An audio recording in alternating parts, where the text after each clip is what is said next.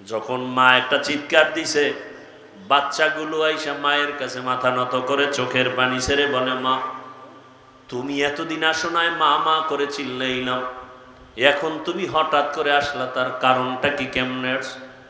হরিণীও চোখের পানি ছেড়ে বলে, ও সন্তানেরা, কথা বলার সময় নাই, আমাকে ইহুদি বেঁধেছে, রহমতের নবী রাস্তা দিয়ে চলতেছিলেন, আমি দেখা অনুরোধের কারণে নবী ছাড়ছে, কিন্তু কথা বলা যাবে না, ইহুদি রশি নিয়ে দাঁড়ানো, ছুরি নিয়ে দাঁড়ানো, সময়ের মধ্যে যদি আমি হাজির হতে না পারি, ইহুদি ছুরিটা আমার গলায় না লাগাইয়া রহমতের নবীর গলায় লাগাই দিবে।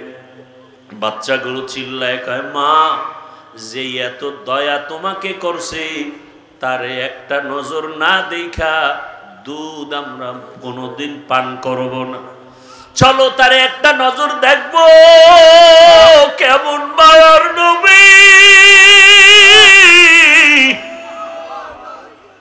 হরিণীও দৌড়ায়, বাচ্চাগুলো দৌড়ায়, আমার নবীকে দেখবেন, কেমন মায়ার নবী আমার। হরিণী যার দ্বারা এত উপকৃত হলো, বাচ্চাগুলো আইসা নবীর সামনে সময়ের আগে হাজির, হরিণীও হাজির, মাথা নত করে সালাম দিল।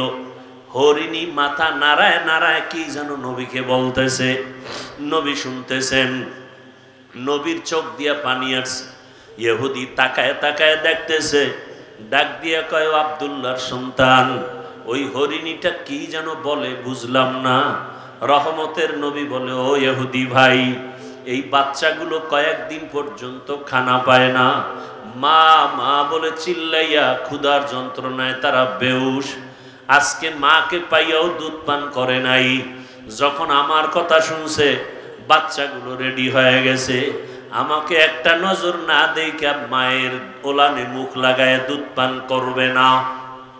ইহুদি কথা শুই না তরবারিটা ফালাইয়া ডাক দিয়ে কয়, রে আব্দুল্লাহর সন্তান, এতদিন আমাদেরকে ভুল বলা হইতো, আজকে হরিণী যদি তোমাকে চিনে, আমি মানুষ হয়ে কেন চিনতে পারি নাই, আমাকে তুমি মাফ করে দাও, বেয়াদবি করে ফেলেছি, আমাকে তুমি কালেমার রশিদ লাগাইয়া দাও।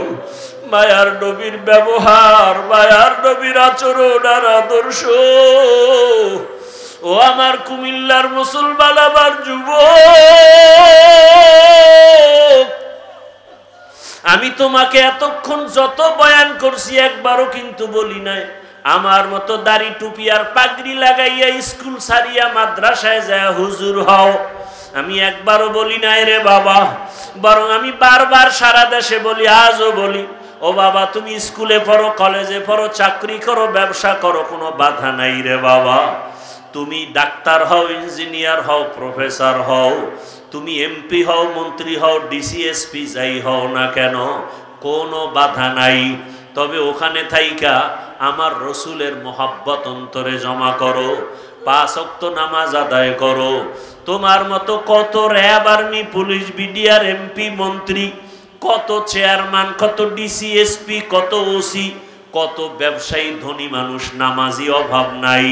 ও যুবক বাবা, তোমার মতো কত যুবক স্কুলে পড়ে, নামাজ পড়ে, তুমি কেন পারো না? তোমার মতো কত যুবক রাস্তায় গাড়ি চালায়, নামাজ ছাড়ে না। ওই সারা রাত রিক্সা চালাইয়া ওই সেজদায় গিয়া কাঁদে, ও মালিক অল্প কামাই করি, তুমি বরকত দিও। ঢাকা কলেজে গিয়া দেখো, তোমার মতো কত ছেলেরা কলেজে ক্লাস করে, দাড়িওয়ালা, মাথায় পাগড়ি লাগানো। তুমি নিজের বিবেকটাকে জিজ্ঞাসা করো, তুমি কেন পারবা না? আমার মাওলাকে কি তুমি মিথ্যা মনে করেছো? আল্লাহর কোরআনটাকে মিথ্যা কি মনে করেছো? যদি মিথ্যাই মনে করো, প্রমাণ দাও, এখন দাড়ি কেটে ফেলবো, আর নামাজ পড়বো না, আর আল্লাহর পক্ষে কথা বলবো না।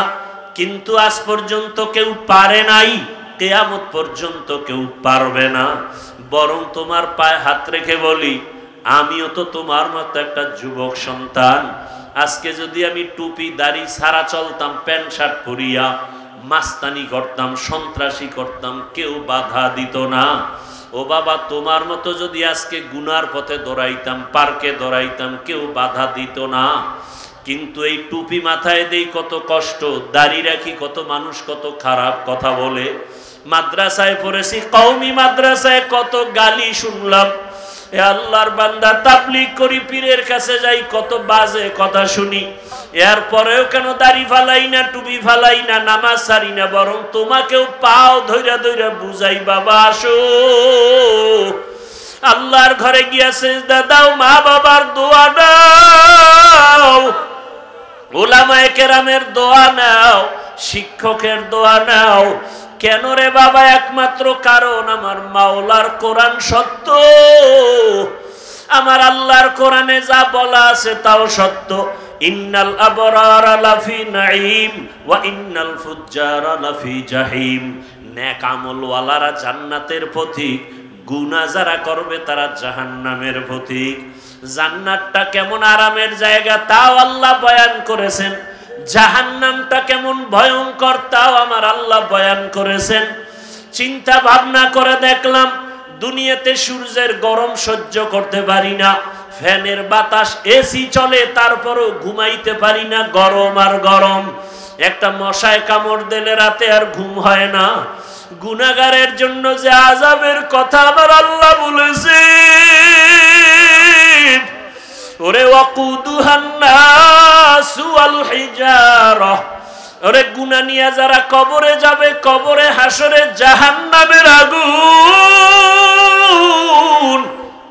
ওই জাহান্নামের আগুন এত ভয়ঙ্কর, শরীরের যে কোনো জায়গায় লাগা মাত্র কলিজা পর্যন্ত ভুনা হয়ে যাবে। রহমতের নবী আম্মাজান আয়েশা বলেন, দেখি আমার রুমের মধ্যে বয়ে বয়ে নবী কান্না করে। আমি আয়েশা ভয় পেয়ে গেলাম, আমার কোনো বেয়াদবির কারণে নবী কষ্ট পাইলেন নাকি। আমি নবীর কাছে গিয়ে আস্তে করে প্রশ্ন করলাম, ইয়া রাসূলুল্লাহ আপনি কাঁদেন কেন? আমার কোনো বেয়াদবি হয়ে গেছে নাকি? আম্মাজানকে নবী বলেন, আয়েশা কি বেয়াদবি হবে? আম্মাজান বলেন, ইয়া রাসূলুল্লাহ আমার বয়স কম, অজান্তে না জানি আবার কোনো ব্যবহারে কষ্ট পেয়েছেন। কয় না না, তো আপনি কাঁদেন কেন? বলে, রে আয়েশা, আরে আমার হঠাৎ করিয়া দুইটা জিনিসের কথা মনে পড়ে গেল, আমি চোখের পানি আর ধরে রাখতে পারি না রে আয়েশা। একটা হলো আমার জীবনে একটা দুঃখের সময় ছিল, আমার বংশের লোকেরা এত অত্যাচার করত, আমারে পানি পর্যন্ত দিত না, আমাকে 3 বছর পর্যন্ত শিয়াবে আবু তালিবে গৃহবন্দী করে রাখছে, খানা দেন আমি গাছের পাতা চাবায় চাবায় খেয়ে পেটের ক্ষুধা নিবারণ করেছি। ওই সময় আমার আপন ছিল খাদিজা, ওই খাদিজা যখন চলিয়ে গেছে আমি ওর কথা সহ্য করতে পারি না, মনে আসলে চোখের পানি পড়ে। আর আমার হঠাৎ করে চোখের পানি হাসরের ময়দানের হালাত, হাসরের ময়দানটা এত কঠিন। আম্মাজান বলেন, কেমন কঠিন হবে? নবী বলেন, আয়েশা কিয়ামতের ময়দানে সবাই উলঙ্গ দাঁড়াবে, নারী পুরুষ সব উলঙ্গ, হাসরের ময়দানটা বড় ভয়ঙ্কর হবে। জাহান্নামের আওয়াজ, সূর্যের গরমে জমিনটা তামা হয়ে যাবে, জাহান্নামের চিৎকারে হাসরের ময়দানটা থরথর করে কেঁপে উঠবে। আমার আল্লাহ রাগ হয়ে আওয়াজ দিবেন, লিমানিল মুলকুল ইয়াউম। আল্লাহ পাকের কুদরতি আওয়াজে হাসরের ময়দানটা কেঁপে উঠবে। নবীরা পর্যন্ত কান্না শুরু করবেন নিজেদের ফিকিরে। এমন এক অবস্থা হবে, উম্মতেরা পাগলের মতো হয়ে দৌড়াবে, কোন নবী সুপারিশ করবে না। এক পর্যায়ে তারা আমি মুহাম্মদের তালাশ করবে, আমার কাছে না যাওয়া পর্যন্ত তাদের রাস্তা খুলবে না। হাসরের হাজারো কোটি মানুষের মাঝে আম্মাজান বলেন, নবী আপনাকে কোথায় পাবে উম্মতেরা? নবী বলেন, আয়েশা আমি মাকামে মাহমুদে আমার রবের সামনে সিজদায় পড়ে কান্না করব। ঈসা নবী নিজের চিন্তায় কাঁদবেন, মুসা নবী নিজের চিন্তায় কাঁদবেন, আর আমি মুহাম্মদ একমাত্র উম্মতের চিন্তায় কান্না করব। আর বলবো, হে আল্লাহ আমার উম্মতেরে বাঁচাও, আমার উম্মতেরা যেন জাহান্নামের আগুনে না যায়।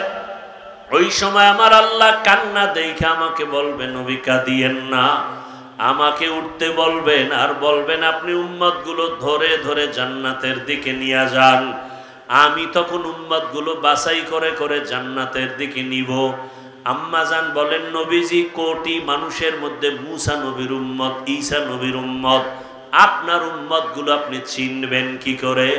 নবী বলেন ও আয়েশা, কিয়ামতের ময়দানে আমার উম্মত যারা দুনিয়াতে 5 বেলার নামাজ আদায় করত ওযু বানাইয়া, ওই ওযুর জায়গাগুলো নূরের আলোতে ঝলমল করতে থাকবে। আমি দেখিয়া দেখিয়া আমার উম্মতগুলো ধইরা ধইরা হাউজে কাউসারের কিনারায় নিয়া আমি নিজের হাতে কাউসারের শরবত পান করাবো। আমার উম্মতের পেয়ালা ভরে ভরে পানি দেব, উম্মতরা পিপাসা নিবারণ করবে। হঠাৎ করে পর্দা পড়ে যাবে, উম্মত এখনো বাকি, ফেরেশতা পর্দা ফালাইলা কেন? ফেরেশতারা বলবেন ইয়া রাসূলুল্লাহ, এরা আপনার আদর্শের উম্মত না, দাবি করত উম্মত অথচ আপনার সুন্নাত আদর্শ জবাই করেছে। নিজেও নামাজ পড়তো না, অন্যে নামাজ পড়তো তাও সহ্য করতে পারতো না। নিজেও দাড়ি রাখতো না, অন্যে দাড়ি রাখলে পছন্দ করতো না। নিজেও পর্দা করতো না, অন্যেরা পর্দা করলে পছন্দ করতো না। নিজেও হালাল খাইতো না, অন্যেরা হালাল খাইলেও সহ্য করতো না। নিজেও দাড়ি রাখতো না, অন্যে দাড়ি রাখলে পছন্দ করতো না। আল্লাহর নবী তখন বলবেন আয়েশাকে, নবী বলেন আয়েশা, তখন আমি রাগ হয়ে বলবো সোহকান সোহকা লিমান গাইয়ারা মিন বাদি, ভেগে যারে উম্মত, তোরা আমার উম্মত না, আমি তোদের নবী না। সাথে সাথে গাইবি আওয়াজ, আমার রবের পক্ষ থেকে আওয়াজ আসবে, ওদেরকে ধর, জাহান্নামের শিকল লাগাও। জাহান্নামের শিকল লাগাইয়া এরপরে জাহান্নামের দিকে নিয়ে যাবে। আমার আল্লাহ পাক রব্বুল আলামিন বলেন জাহান্নামের দিকে নাও মাত্র চামড়াগুলো গলিয়া গলিয়া পড়বে আগুনের গরমে। ও আল্লাহর বান্দারা, চিন্তা ভাবনা করিয়া বিছানায় মাথা লাগাও। ঘুমের মধ্যে কত মানুষ মরিয়া যায়। ওই যে মাইলস্টোন স্কুলের খবর কি ভুলে গেছো রে বাবা? দেখো না ভিডিওর মধ্যে মা বাচ্চাকে ধইরা কাঁদতেছে, কিন্তু বাচ্চা আগুনে চামড়া জামার সাথে মিলে গেছে। কত সন্তান আগুনে পুইরা নিজে হাইটা ইসা গাড়ির মধ্যে উঠা হসপিটালে গেছে। মাকে বলে আম্মু আমি বোধহয় বাঁচবো, কারণ আমি অনেক বন্ধুদের উপকার করেছি, কিন্তু শেষ পর্যন্ত চলিয়া গেল। আবার এক বাচ্চা কাঁদে, আমার মা মরে গেছে, আমি কাকে মা বইলা ডাক দিব? ওই আগুনে যখন পুড়িয়ে গেছে কেমন জানি ওদের অন্তরে করতেছিল। তাকায়া দেখতেছে আগুনে চেহারাটা পুড়িয়া যায়, তাকায়া তাকায়া দেখছে আগুনে পা পুড়িয়া যায়, হাত পুড়িয়া যায়। ও আল্লাহর বান্দার, এই আগুন থেকে আরো কত পাওয়ার আগুন হবে জাহান্নামের আগুন। যদি আল্লাহর কোরআন সত্য মনে করো, এখনো তওবার দরজা খোলা, তওবা করো। মনে মনে আল্লাহকে ডাকো আর বলো, হে মালিক, আমার মতো যুবক যদি নামাজ পড়ে, স্কুলে পড়ে, আমি কেন পারবো না? চাকরি করে, ব্যবসা করে, নামাজ পড়ে, আমি কেন পারবো না? পর্দার আড়ালের মা বোনেরা, আপনার মতো কত মা বোন এখনো পর্দা করে, নামাজ পড়ে, মোবাইলে সময় নষ্ট করে না, আপনারা কেন পারবেন না? আল্লাহর কাছে খাঁটি অন্তরে তওবা করেন। মনে মনে আল্লাহকে বলেন, আল্লাহ মরিয়া গেল আর বেপর্দায় চলবো না, স্বামীর মাল নষ্ট করব না, সন্তানটাকে আদর্শ সন্তান বানাবো। ও আমার যুবক বাবারা, তওবা করো, আল্লাহকে মনে মনে বলো, হে আল্লাহ, জীবনে কত দাড়ি কাটলাম, নামাজ ছাড়লাম, বেপর্দায় চললাম, কত মানুষের ক্ষতি করলাম, আর নামাজ ছাড়বো না, স্কুলে পড়ি, চাকরি করি, আর বেপর্দায় চলবো না, মা বাবাকে কষ্ট দিব না, ওলামায়ে কেরামের অন্তরে কষ্ট দিব না, শিক্ষকের দোয়া নিয়ে নবীর আদর্শ মতো চলবো। খাঁটি অন্তরে যদি তওবা করতে পারো, আমার আল্লাহ তওবার দরজা দিয়ে তোমার গুনাহ মাফ করে দিবেন। অন্তর দিয়ে তওবা করো। আল্লাহ আমাদের সবাইকে তওবাওয়ালা জিন্দেগি দান করেন, আমিন।